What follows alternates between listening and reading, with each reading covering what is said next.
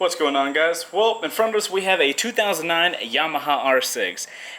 This poor little R6 has obviously been down, seeing as though it has its headlights and all the fairings removed, but today we're going to be doing an oil change. So you guys know with my how-tos, I'm not a big fan of wasting your time, so I'm going to get right into this. So, we're doing an oil change. First thing, you're going to need some stuff. Here's what you need. We're going to be doing an oil change and filter replacement. You need a filter. I'm using K&N Performance. You can use whatever the hell you want. I'm not biased, and I don't have any company ties. Speaking of not having any company ties, to replace oil, you're also going to need oil because you're going to be taking it out of your bike. I use this. I don't really care what you use. Just look it up. Look online. You're going to need a 10... Focus, you son of a bitch. You're going to need a 10mm wrench thing. Boom. You're also going to need a 5... Come on, baby. I believe in you. 5. Can you see that? It says 5. Trust me. You're also going to need one of these bad boys to get the actual flowing going on. This, that's a 17. If you can't see it, trust me. Also, because oil sucks being put all on the ground, you gotta have something to catch it with. We've got a drip pan. Also on top of that drip pan, we've got a funnel. Unless you're really good freaking pouring liquid, you're gonna need a funnel because it's awesome. Also, because we're manly men, we use gloves. Shop gloves, they're very helpful. Grab some of those because this shit gets dirty. While I'm sitting here gloving up, I do want to take this opportunity to let you guys know that I am not a licensed professional. I'm just some dude on the internet doing my thing, always changing my oil out. I am not responsible for any mistakes I do or you do because of watching me. But I thought it would be pretty helpful if I let you guys know I'm not a professional. Some random dude just like you. First things first, and for no reason at all, we're going to be putting this drain pan underneath the bike because when the oil comes out, we don't want it to go on this floor. Granted, we're not going to be getting the oil out yet, but you know, why the hell not? Let's put it there now. Alright guys, so before we get all this nasty oil outside of our motorcycle, we're going to have to take a couple things off so we can get to the filter and all that kind of good stuff. You guys see this silver bar right here? That's your shift rod. We're going to have to take that off real quick, and it's very easy. You guys remember this little 10mm wrench that I showed you in the very beginning of the video? We're going to use that and unscrew the nut at the very top of the shift rod. You can see where it is in relation to the bike. Alright, shift rod is off. Alright guys, next step, we're going to remove the cover for the front sprocket. It's this little black guy right here. There should be 3 bolts. I'm going to zoom in and show you guys. There should be one right here. There's one right here, and there's one little hiding right over there. And the way we're going to do that is use this little guy. Can you see it? There you go. This is the tool we're going to be using. Little Allen wrench, 5. Use that, undo all those bolts.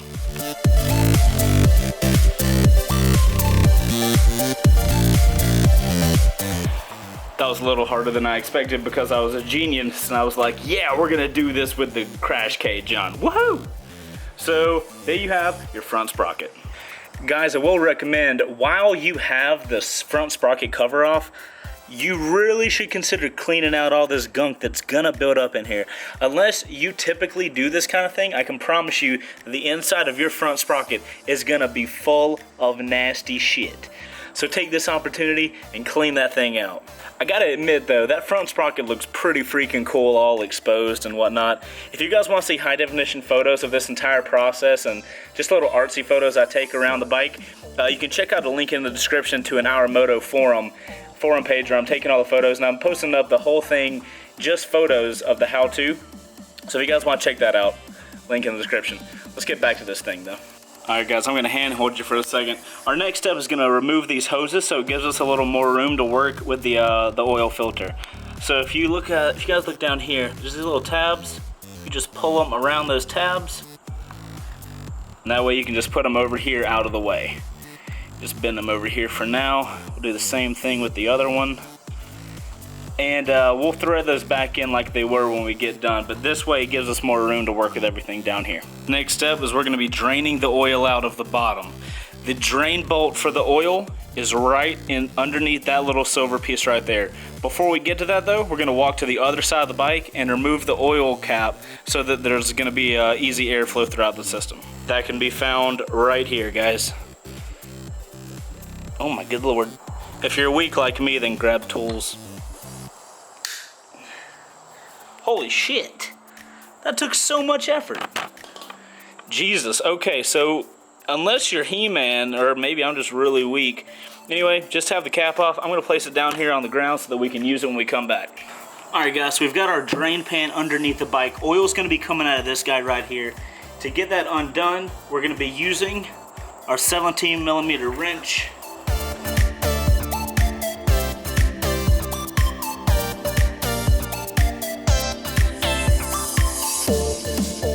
Alright guys, so it's probably going to take a minute to get it loose, but once it gets loose, I don't recommend using the tool, guys.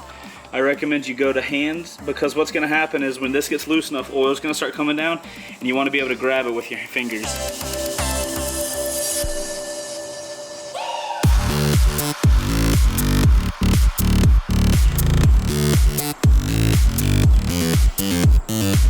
And there you go.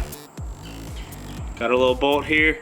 And guys, remember we opened up the cap on the other side, so it's going to be coming out a little smoother. Guys, a lot of people say to use newspaper on your header so that this shit doesn't happen. It's definitely a good idea. I don't have any newspaper available right now, so I'm just going to have to clean them after I get done with the job.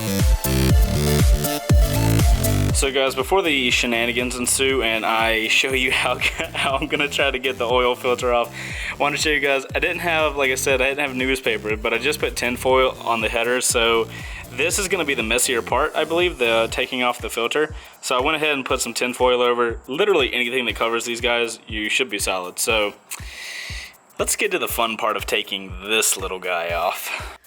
Alright guys, sorry about my little makeshift ground tripod. So our next step is to take the oil filter off. And typically, I'm going to link you guys down below to a oil filter cap thing. You can just get it from AutoZone or something like that. It just fits on top of here, you grab a socket and you take it off. I think I can do this without wasting money because I have a flathead screwdriver and a hammer. So my goal is going to be to pierce this oil filter and then use the flathead to turn it. Once again, I don't recommend doing it this way, but I think I can save $1. So I might regret this later on, but we'll find out.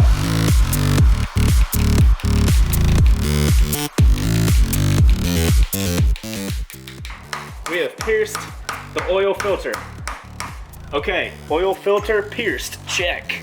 You guys can see the oil filter has been pierced by the flathead screwdriver. Alright, so hypothetically, I now have a handle and can turn this off, or destroy it in the process.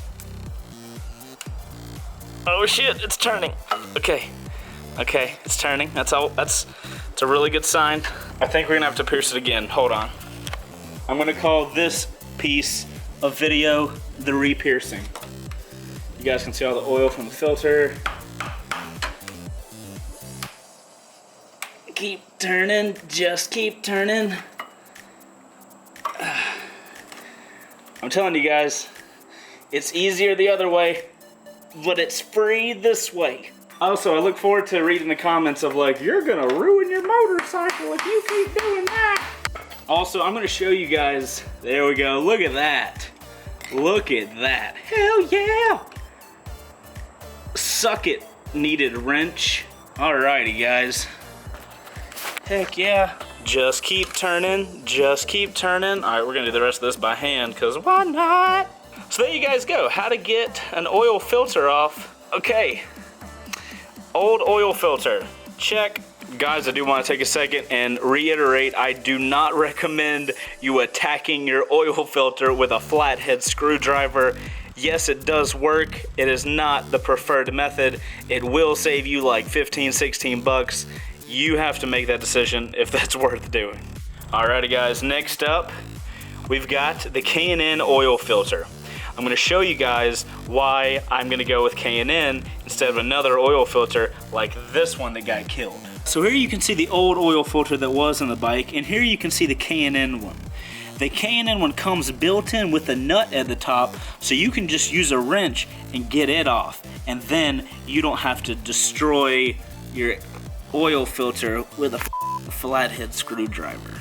Alrighty guys, so we've got the open oil area here. We've got the K&N filter, but there's something we need to do before we install it. We're gonna have to oil the outside ring. Just get your finger in the old oil, just rub it around the outside just to lubricate it a little bit. Make sure you do this before you put it on. So now I've got it lubricated. We're gonna make sure this cord stays underneath, and we're just gonna tighten that thing back on. We're gonna do it by hand, and then we can make use of the little wrench head.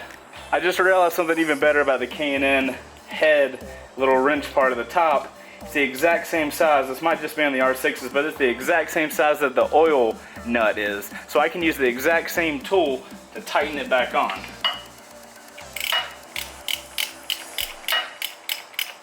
Now what we're going to be doing is putting the oil drain bolt nut back in its place. Can't even see under there. There we go.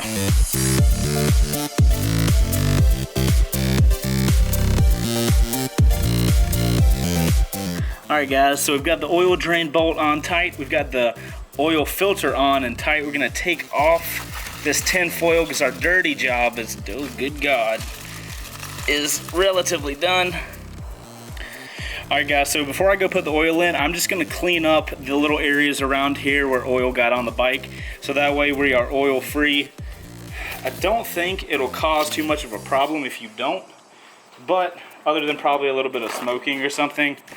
But I'm just going to get some paper towels, dry it up. That way any smoking will be minimized.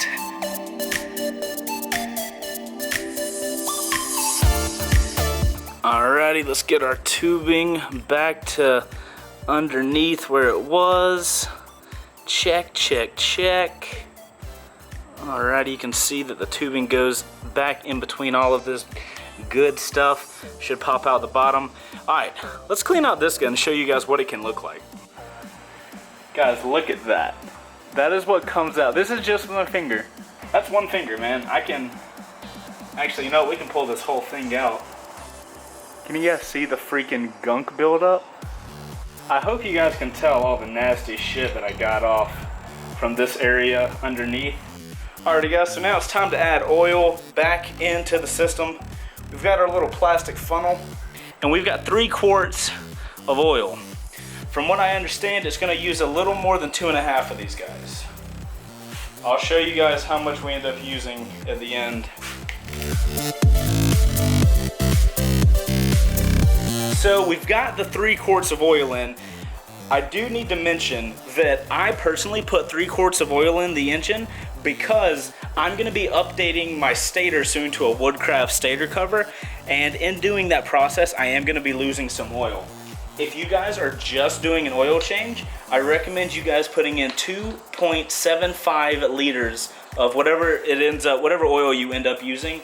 Otherwise you are going to overfill your system. So we should have enough oil in there right now. We're gonna check the oil with the oil stick. I'll show you guys how to do that. So now I've got the oil in there, but we gotta make sure we've got the right amount. So your oil dipstick is right here. All you gotta do is unscrew that, and I'll show you guys how to check how much oil you have in your system. So you're gonna take your dipstick out, just grab like a paper towel, and you're gonna get all the oil off of it as it is. So now you've got a clean dipstick. You guys can see it here. So what we're gonna do is we're going to put it inside, screw it all the way back down, take it right back out, and then measure using this little guy how much oil we've got in the system. Because of doing the stator job and putting in 3 liters of oil, mine should be absolutely full. All right, so we've got the dipstick all the way screwed in there. We're now going to remove it, and we'll check the oil from there. All right, so you guys can see how wet it is. Let's get into focus. You guys can see how wet it is. That's because we've got way too much oil in the system. If your oil looks like that and you're about to go ride right now, you need to drain some of the oil out. You do not, I repeat, you do not want to have too much oil in your system. Remember, I'm not going to be riding this bike till I do some more mods to it. That is why there's so much oil in there. I'm trying to prepare for future stuff. Once again, guys, 2.75 of these guys will fill you up. Do not use any more than that. All right, guys, so we're back on the other side of the bike. We've got a mess ton of oil inside the bike, and now we need to start getting her put back together. Step 1 is to get the front sprocket cover put back on. We're going to use just those 3 screws that we did the first time using your little Allen wrench.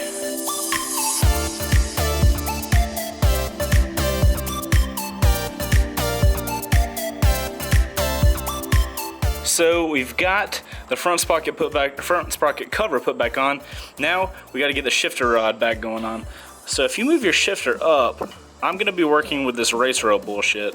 So if I bend it down and then bring it back up, I should be fine. Alright, so let's get this guy put back on here. We've got our 10mm nut on top. We're just going to take that off by hand. And then we're going to be lining this back up. You're gonna have to finagle it to get it in there right. So at this point, we've got the cover put back on, we've got the shifter rod back in place, we've got it filled with oil. We're gonna turn the bike on, run it, make sure there's no leaks, and at that point, most people, you would be good to put your fairings back on. For me, I'm gonna be done. You guys watch for leaks while I turn the bike on.